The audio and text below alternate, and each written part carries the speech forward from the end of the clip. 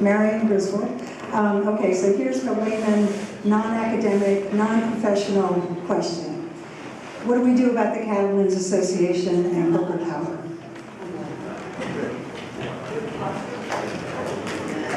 I'm Larry Brody. You mentioned the problem with invasive animals like feral pigs.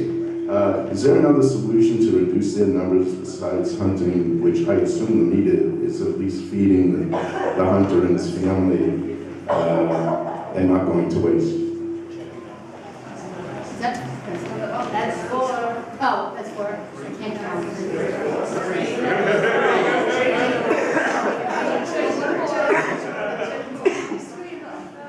Yeah, 3 is enough. I actually remember all those things.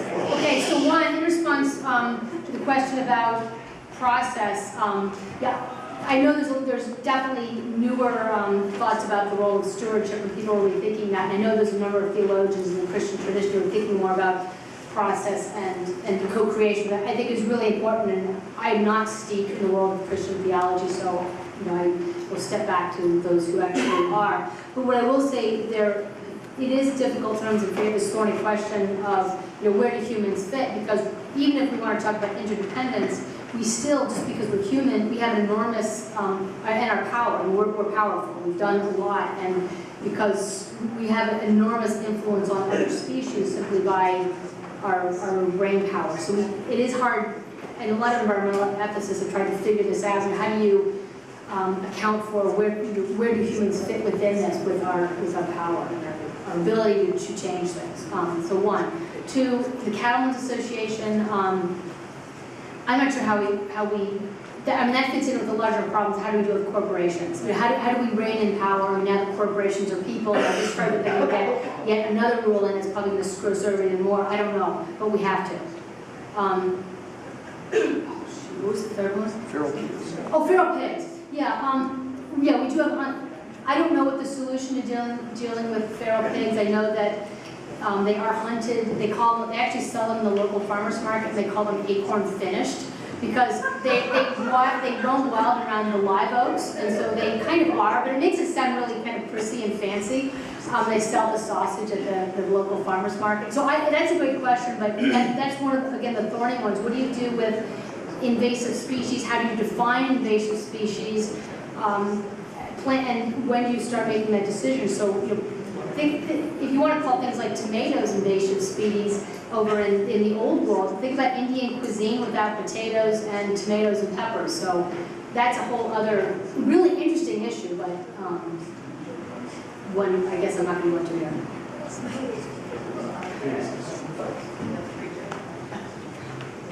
Thank you, Maynard Moore. My question has to do with your vote with your fork. I understand that message. My concern is what happens in the voting booth where voting counts. Voting with your fork doesn't count. As far as I can tell, in the religious communities in this country, the Hindus vote with their intelligence. The Islamic community votes with its intelligence. The Jewish community certainly votes with its intelligence. But the Christian community, by large, the largest, gets into the voting booth and becomes totally myopic and votes negatively on all of these things. So the question is, do you agree with that? And if that's the case, is there anything we can do to change the actual voting patterns?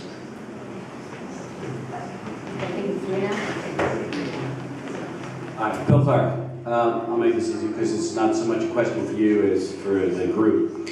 I had the opportunity a while back to speak to the Philadelphia Black clergy, and afterwards a bishop came up to me and said, "Wow, you're a really good speaker. Are you ordained?" And I said, "No, I'm not."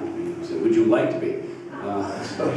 So I declined the offer, so I'm not really feeling qualified to do this, but I do speak a lot, and as a request or a challenge, I guess, to this group, where I understand there are a lot of ministers, I would really like to have a prayer, grace, if you will, that can be given in public before groups that are assembled, that is interfaith, non-denominational, and talks to the issues that we're all talking about. So in essence, my challenge to the ministers here, or the practicing ministers is, could you guys as a part of this, I know Saul's doing this kind of declaration, but I think it would be a really cool idea if the ministers could put together a prayer, a grace that would be given that would encapsulate the values that we ask for in as we sit down with communities to eat.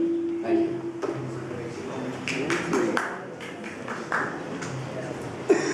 Anita Spring. Thank you, Whitney. That was just a wonderful talk, and I think it's given people a lot of things to think about. I have 2 points. I don't know if I can say them in one sentence, but anyway, Marshall Salins wrote a piece called Zen Economics, and it was about, it was based on the San, or what people call the Bushman people in southern Africa, and how everybody thought they spent all of their time trying to get food, and they lived a rugged and stressful life. Actual measurements show that they only spent 3.5 days. Women gathered about 80%, men hunted only about 20%, but they spent the rest of the week enjoying life with songs and music and myths and rituals and sleeping and relaxing and just hanging out and being social. But our situation with food, we're also in the same situation. We don't have to spend that much time getting food, and yet we have allowed our time to escalate so that if we don't work, 24/7, look at the computer, get the cell phone and so forth, we're in bad shape. So knowing that, and knowing that our students are in exactly the same mode, and putting it together with your comments about the University of Florida, here's my question. Can religion be the answer or play a new role? And I never thought I would be saying this, except for your talk, because maybe the only way at places like large universities with agricultural colleges is for, if you don't only get fringe students, if you can actually make inroads into the curriculum, and that's what my question is about. Can you make inroads into the curriculum to give the counter perspective to big agriculture? Or will only fringe students be the ones who are interested? Okay, let me answer that one first, and then I'll move on. Just quickly, yes, I think we get, in my course, I get ranges of students from all over the campus because, first of all, a lot of students, my course, Sustainability and Religion, in which I do deal with food issues, that is one of the humanities requirements, or the requirement for students who are majoring in sustainability studies. And so I get kids from the built school, the built environment, ag, this and that. Of course, I have developed, I haven't taught in a while, will also be part of a major, it's the requirement for a major in community food systems, that they've gotten online, so the cohort's getting to the age where they'll actually take that. So I think there are ways of getting it in. I don't think they're simply fringe students, but I think a lot of students want to take this course. Now, sometimes they get crowded out because for their engineering major they have to take all kinds of stuff, but we do get a lot of students in there, and say a nutrition student might come in and take religion and food. And so they get exposed to these ideas, and my goal is, hopefully they'll go out. They'll go out and think about some of these ideas. And it's not that the religions themselves have the answer, but it raises questions. Because students, when they hear about Buddhism or Hinduism or different traditions, they can hear about the questions. How do people from a Hindu tradition ask questions about food? Or what might Gandhi say? So they're not going to go into Monsanto and say, hey, here's the Hindu viewpoint. They might think about like need versus greed. Some of those frames might stay with them. Because as we all know, as a person at a land or as a state school, I can't teach them to be religious, but I can say here's how different religious traditions or paradigms think about questions. So let me give the other quick answer to the vote with your fork thing, because I think that's an important question. I would say two things. One, first of all, vote with your fork, I think generally thinks about an individual viewpoint. What do we do as individuals? I think there's a lot of people from many different traditions who are already voting with their fork. If you don't eat meat or if you buy organic, that's a vote with your fork. I think many people here, or many people regardless of the religious tradition, are already doing that. But I think, of course, as you say, one of the larger issues is what happens in the voting booth. If we keep voting in politicians who will continue to subsidize big food, big pharmaceuticals, whatever you do with your fork, however you vote with your money, we're still subsidizing. So it doesn't matter if you eat meat or want to avoid, say, GMO foods. If your tax dollars are supporting that system, that's a problem. So I think that's a good point. And somewhere along the line, that comes back to what do we do as a group, all of us as a group, to help reduce some of the power of corporations. It was Marion's question: how do we stop how do we maybe tame the influence of the Cattlemen's Association? That is a challenge. How do we get some of the corporate power out of our food system, out of our government? Yeah, get them away.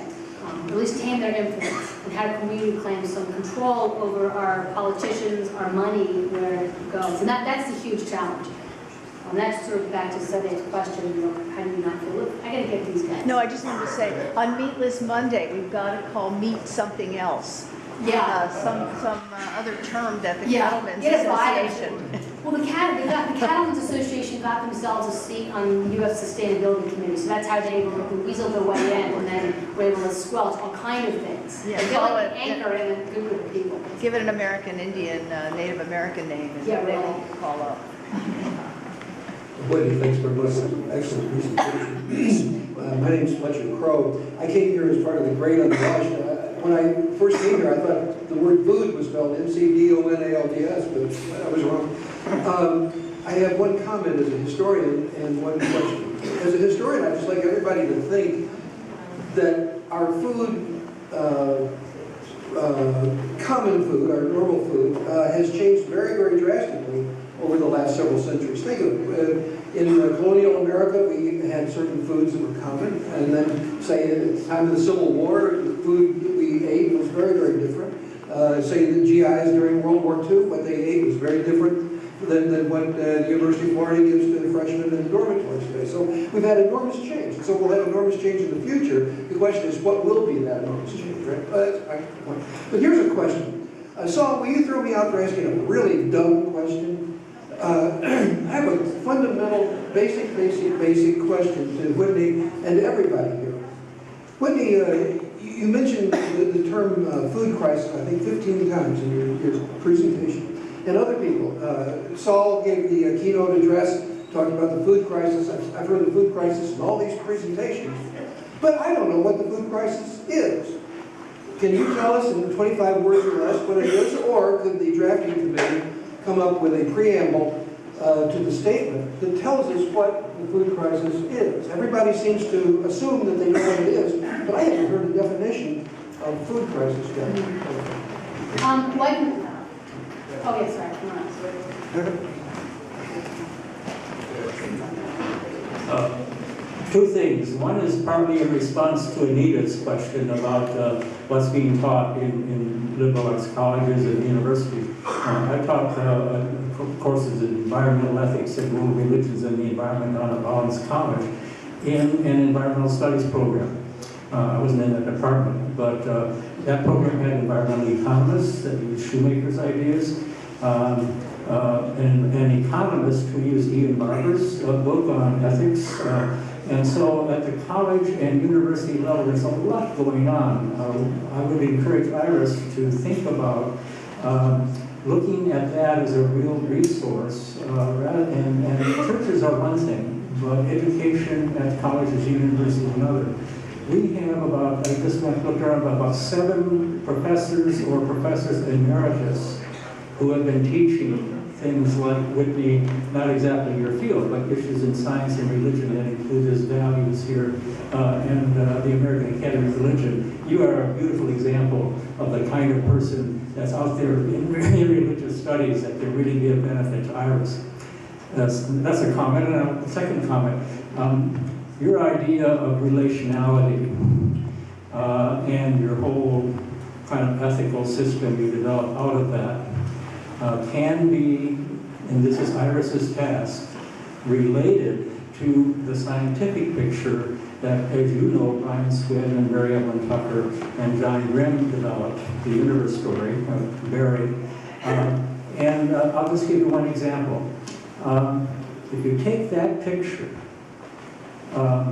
everything here in this room and all around this is related.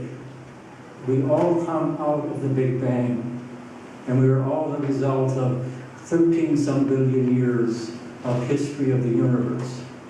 So when I see an ant crawling over my foot, I have to recognize that that ant, like me, is the product of a 13 billion year evolutionary history. I am related to that. You know, the food we eat, the same origins.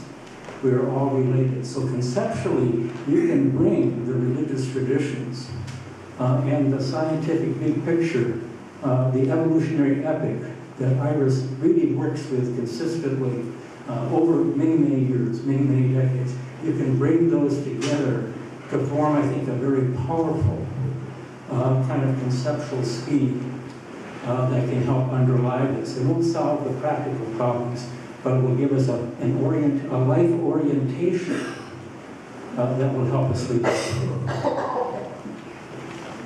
Well, in fact, to close this, I don't really have a good 25 words or less definition of the global food crisis, but I'm going to suggest that at every table, the groups come together with one and create a definition of this. I think that's a good point. No one's actually defined it, but I think a number of the talks point to things. So just some words: stuffed, starved, waste, obesity, hunger, oversupply, subsidies, environmental degradation, lack of water, dead zone. That's what, like food deserts, rural depopulation, animal suffering. That's like, what, 17 words? That's a start. Okay, you guys can throw out a bunch more words. There's tons of them, but I can't give a great definition. Let's break for lunch.